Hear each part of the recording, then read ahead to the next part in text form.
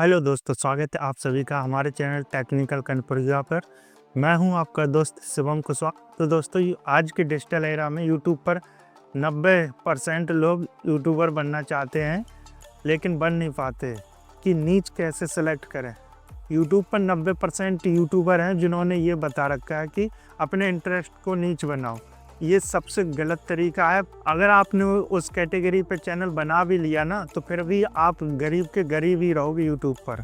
तो आज मैं नीच सिलेक्शन का सबसे बेस्ट, सबसे अच्छा तरीका बताऊंगा कि किस तरीके से नीच को सिलेक्ट किया जाता है। मैंने बहुत से वीडियो देखे यूट्यूब पर, इसके बारे में पहले रिसर्च की, लेकिन सभी ने वो जानकारी पूरी नहीं दी, आधी अधूरी जानकारी दी।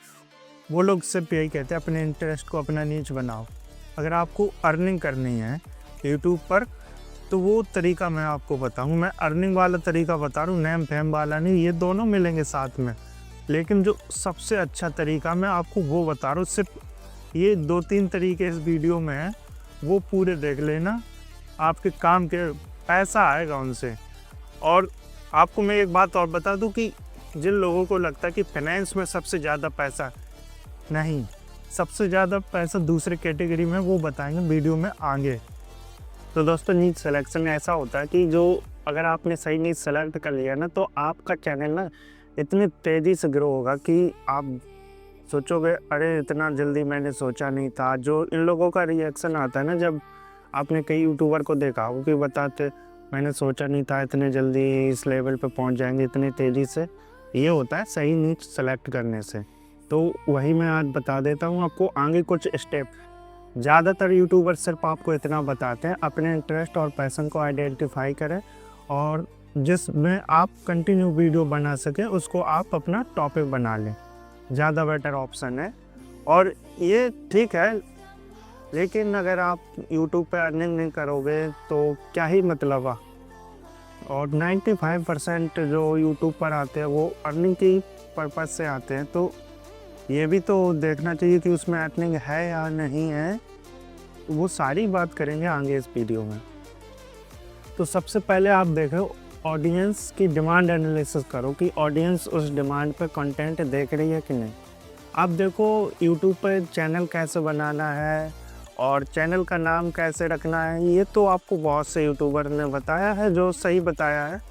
लेकिन जो मेन चीज़ है जो मुझे यूट्यूब पे नहीं मिली, क्योंकि हमारे चैनल पे हर बार कुछ अलग ही होता है, तो मैं आपको वही बताने की कोशिश कर रहा हूँ कि ऑडियंस की डिमांड एनालिसिस करें कि मतलब कि ऑडियंस उस कंटेंट को देखने के लिए इंटरनेट पे अवेलेबल है या नहीं है। तो वो एक बार हम चेक कर लेते हैं।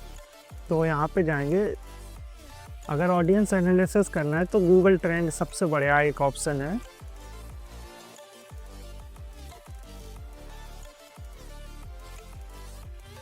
यहाँ पे मैं गूगल ट्रेंड पे आ गया। तो जैसे मुझे अपनी नीच डिजिटल मार्केटिंग समझ में आती है कि मैं डिजिटल मार्केटिंग में बहुत ही अच्छी वीडियो और मुझे इसकी नॉलेज है, तो यहाँ पे एक्सप्लोर नाउ पे क्लिक करेंगे यहाँ पे, और अपना जो भी टॉपिक है यहाँ पे सर्च कर देंगे कि उसमें कितना कंपटीशन, कितनी वीडियो बनती है, लोग इंटरेस्टेड होते हैं कि नहीं। तो मैं यहाँ पे सर्च कर लेता हूँ। तो अगर यहाँ पे हम देखते हैं जैसे डिजिटल मार्केटिंग सर्च किया, तो यहाँ पे अगर ओवरऑल देखे जाएं, यहाँ तो पास्ट डे का है। अगर हम टोटल पूरा देख लेते हैं, लास्ट 1 ईयर का देख लेते हैं डाटा। तो अगर आप 1 ईयर का देखें इंडिया में, मेरी वीडियो जो डिजिटल मार्केटिंग की वो हिंदी में रहने वाली है, तो मैं इंडिया ही को ज़्यादा सेलेक्ट करूँगा। और इंग्लिश भी रहेगी, हिंदी इंग्लिश जो मिक्स होती है इंग्लिश, तो इंग्लिश लैंग्वेज में बनने वाला मेरा कंटेंट। तो आप यहाँ पे देखें 94.86 79 90, ये इसका मतलब ये नहीं होता। बहुत से यूट्यूबर बताते अपने वीडियो में कि 98 लोगों ने इसको सर्च किया, इतने लोग इंटरेस्ट, नहीं, ऐसा नहीं है। यहाँ पे इसका मतलब ये होता है कि आपका ये स्कोर है ना, 0 से लेके 100 तक आपका स्कोर होता है, और उसमें ये आपकी एक रेटिंग होती है कि इतने % लोग इंटरेस्टेड हैं, इतना आपका स्कोर है। तो इसके हाईएस्ट चांस है कि ये ट्रेंडिंग टॉपिक, वायरल टॉपिक है। 0 स्कोर है, कोई भी आप अपना कीवर्ड यहाँ पे सर्च करते हैं, अगर 0 है तो इसका मतलब उसकी डिमांड बिल्कुल नहीं है। 50 है तो मतलब आधी डिमांड है, अगर 75 है तो लगभग एवरेज, और 100 है तो बहुत ही ज़्यादा उस चीज़ की डिमांड है। तो आप इस तरीके से यहाँ से अपना चार्ट निकाल लेंगे, गूगल पे मिल जाएगा, वो खुद बता देगा इस तरीके से कि कितनी डिमांड है। ठीक है, यहाँ पे आप चार्ट अपने सामने ही देख रहे हैं कि डिजिटल मार्केटिंग की कितनी डिमांड है। अगर यहाँ पे हम बात करें कि वर्ल्ड वाइड बात कर लेते हैं, वर्ल्ड वाइड कितनी डिमांड है, ये देखिए। और यहाँ से मैं एक चीज़ और आपको बता देता हूँ कि अगर मैं यहाँ पे अपने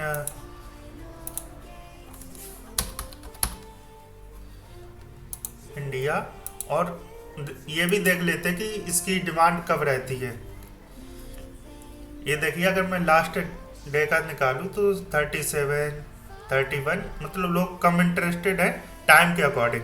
अगर आप टाइम देखेंगे तो रात में 11:46 के बाद में कितना डाउन हो गया, और रात में 12 बजे के करीब, 12 बजे के बाद ग्राफ नीचे ऊपर ये ऐसे चलता रहता है 2 बजे 3 बजे, और फिर उसके बाद आप देखेंगे ग्राफ बिल्कुल डाउन और लोग इंटरेस्टेड नहीं है। और जैसी मॉर्निंग होती फिर कंटिन्यू ग्राफ ऊपर जाता रहता है इसका इंटरेस्ट। तो इसका मतलब मेरा वीडियो देखा जाने वाला है डे में। तो एक तो ये टूल हो गया, एक और मैं आपको बता देता हूँ यहाँ से, आप vidIQ, ये आपके चैनल को ग्रो करने के लिए बहुत ही तगड़ा प्लेटफॉर्म है।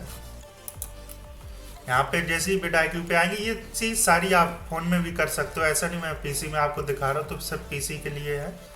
यही सेम वेबसाइट, यही सेम तरीका उसमें भी होता है।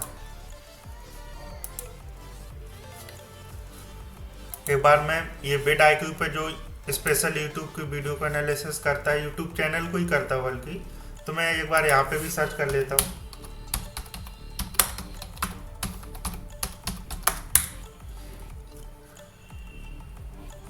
तो ये देखिए यहाँ पे कंपटीशन कितना है, 55 मतलब एक मीडियम में आ जाता है। अगर यहाँ पे आप सर्च वॉल्यूम देखेंगे तो यहाँ पे इसका सर्च वॉल्यूम है जो 12,28,12 है, बहुत ही अच्छा। अगर ओवरऑल स्कोर की बात करें तो 72, ये बहुत ही अच्छा स्कोर है। और अगर रिलेटेड कीवर्ड की बात की जाए तो इसने ये भी बता दिया कि digital marketing tutorial for beginner कितनी बार सर्च किया जाता है, डिजिटल मार्केटिंग फॉर बिगिनर कितनी बार, और अफिलिएट मार्केटिंग, इन सारी चीज़ों की बाद में बात करेंगे आपको।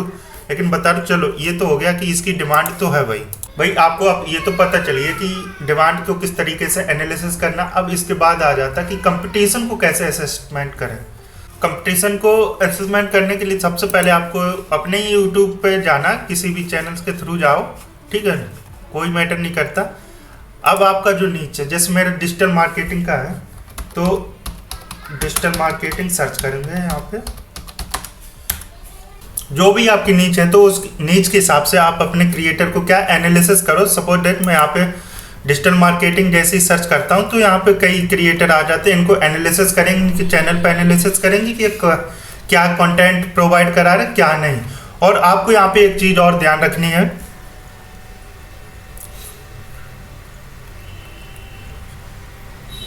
जिसमें कंपटीशन कम हो ना, लो कंपटीशन, नीच को टारगेट हमेशा करना। इससे क्या आपकी वीडियो बहुत ही अच्छी जगह पे पहुंचेगी, वायरल होने के बहुत चांसेस रहते हैं इस वीडियो के, जो लो नीच पे फोकस होती है। इसमें क्या होता है कि आप ऐसे समझिए ऑडियंस बहुत ही ज़्यादा होती है और वीडियो बहुत कम होती है। इसके बाद बात कर लेते कंटेंट की। मेन चीज़ आ जाती है कि कंटेंट बनाते बनाते कंटेंट की कमी हो जाती है, कि वायरल कंटेंट और ट्रेंडिंग। आपको इसमें दो कंटेंट बताते हैं जो बहुत ही ठीक रहते हैं, समझना उन चीज़ों को, कि एवरग्रीन एक कंटेंट होता है, एक होता है ट्रेंडिंग कंटेंट। ये आपके चैनल को बहुत ही ऊपर पहुंचाते हैं। ट्रेंडिंग कंटेंट क्या होता है कि आपके चैनल की जो रीच है एकदम ऊपर पहुंचाता है, और जो एवरग्रीन कंटेंट होता है ना, वो आपके चैनल का पिलर होता है, एक तरीके से वो आपके चैनल को मजबूत किए रहता है। तो समझ लेते हैं एवरग्रीन कंटेंट क्या होता है। यहाँ पे सर्च करते हैं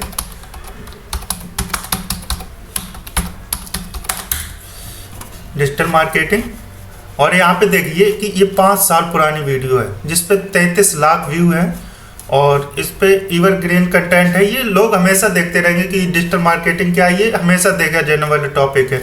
अब इसी में कुछ आ जाते हैं कि ट्रेंडिंग टॉपिक, आप ये भी सिलेक्ट करना कि आपके नीच के हिसाब से ट्रेंडिंग टॉपिक भी आते हैं क्या, बनते हैं। अब जैसे डिजिटल मार्केटिंग में कोई भी चीज़ नई अब आती है तो वो एक ट्रेंडिंग टॉपिक बन जाती है जो आपके चैनल को कुछ टाइम के लिए बहुत अच्छी रीच देता है और ऊपर जाता है ग्राफ आपके सारे, और वो बहुत ही चैनल को ग्रो करने में हेल्प करता है कि ट्रेंडिंग टॉपिक भी होने ज़रूरी है और रीच उसी से मैनेज होती है। एवरग्रीन कंटेंट तो अगर आप देखेंगे तो यूट्यूब पे हज़ारों पड़े हुए हैं, तो आपको ये ध्यान रखना कि आपके नीच में एवरग्रीन कंटेंट बन सकता है या नहीं, उसका ट्रेंडिंग कंटेंट आता है या नहीं।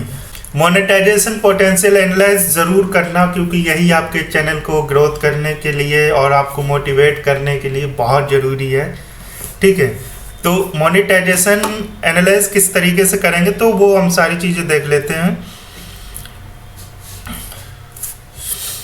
कि आप जिस इंडस्ट्री में वीडियो बना रहे हैं, यूट्यूब में जिस कैटेगरी में वीडियो बना रहे हैं उसमें अर्निंग है या नहीं है आपके नीच के अकॉर्डिंग। सपोज मैं यहाँ पे चैट जीपीटी का सहारा ले लेता हूँ, इसी से पूछ लेते हैं हमारी जो कैटेगरी है डिजिटल मार्केटिंग, इसमें अर्निंग है कि नहीं।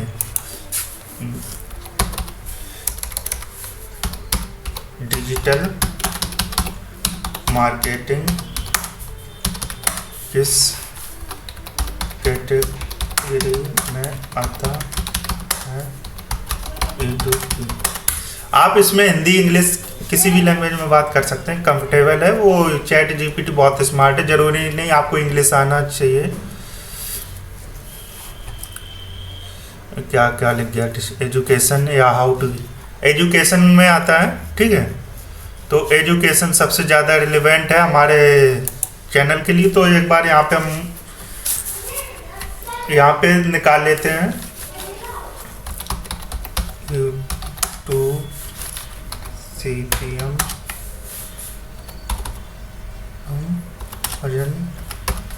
व्यू पर कितना देता है सभी कैटेगरी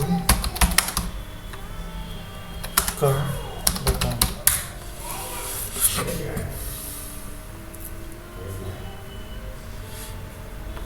अब यहाँ पे देख लीजिए, इंडिया की बात कर रहे हैं। इंडिया में देखिए 150 से 300 टेक्नोलॉजी गैजेट में, और यहाँ पे देखिए अगर आपको सबसे ज़्यादा कोई दिख रहा है, नहीं इसने अभी सारे नहीं दिखाए, सारे दिखाओ।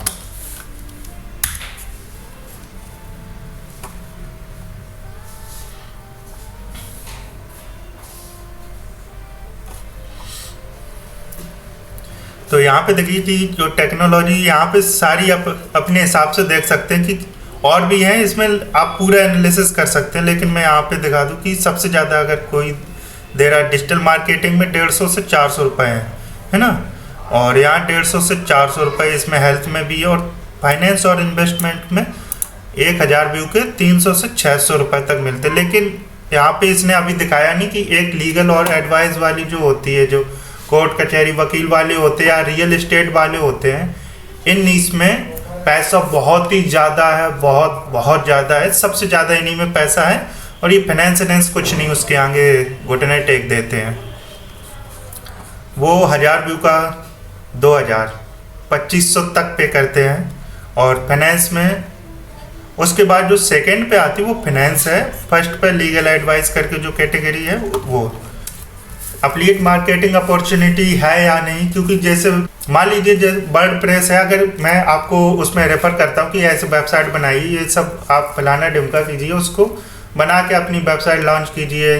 अगर आप मेरे लिंक के थ्रू उसमें बाई करेंगे तो रेफर मैं करूँगा, तो उसके क्या है कि कुछ ना कुछ कमीशन 1000, 1500, 2000, 3000 रुपये मुझे एक बार में मिलते हैं। तो ये हो जाता है कि एफिलिएट, कई बार मैं बताता हूँ कि डिस्क्रिप्शन में जाओ, ऐसा होता है, वो एफिलिएट मार्केटिंग होती है, तो इजीली उसमें कर सकते हो। इसके अलावा हम बात कर लेते कि उसमें क्या ब्रांड स्पॉन्सरशिप हो सकती है आपके नीच में। अगर आपका ब्लॉगिंग कंटेंट है तो क्या ही ब्रांड स्पॉन्सरशिप होती, ना के बराबर, और फेस वैल्यू उसके लिए बहुत तगड़ी। अगर आपका चैनल छोटा भी है तो ब्रांड स्पॉन्सरशिप भी बहुत ही जल्दी मिल जाती है। जैसे आप मुझे मिल सकती है, क्या डिजिटल मार्केटिंग में बहुत से ऐसे टूल्स होते हैं। सपोज मैं अगर आपको वर्डप्रेस के बारे में बता रहा हूँ तो मुझसे बहुत से सेमरस मतलब ऐसे कई टूल्स हैं, आपको क्या ही उतना बताना उन सब के बारे में। उनके बारे में आगे बात होगी, जब आगे वीडियो आएगी तो वो लोग खुद कांटेक्ट करते हैं और उससे स्पॉन्सरशिप होती कि भाई उनका जो टूल्स है आप जो भी चीज़ है प्रमोट कर सकते हो। तो अर्निंग की तो बात होगी कि भाई इसमें अर्निंग तो भर भर के है। एक यूनिक एंगल डेवलप करें, ठीक है। इस यूनिक एंगल का मतलब हो गया कि अपनी एक अलग फेस वैल्यू बनाएं, या फेसलेस चैनल है तो अपना कुछ एक अलग ऐसी चीज़ रखें अपने चैनल पे जो कहीं भी ना हो पूरे यूट्यूब पर। जैसे हमारे चैनल की एक ये बात है कि जो हमारे चैनल पे है वो और कहीं नहीं है, पूरे यूट्यूब पर नहीं है। अगर आपको जानकारी हेल्पफुल लगी हो तो यार वीडियो को लाइक करो, क्योंकि जो इस चैनल पे वो और कहीं नहीं। अब मैं मिलूंगा आपसे नेक्स्ट वीडियो में, तब तक के लिए बाय, थैंक यू।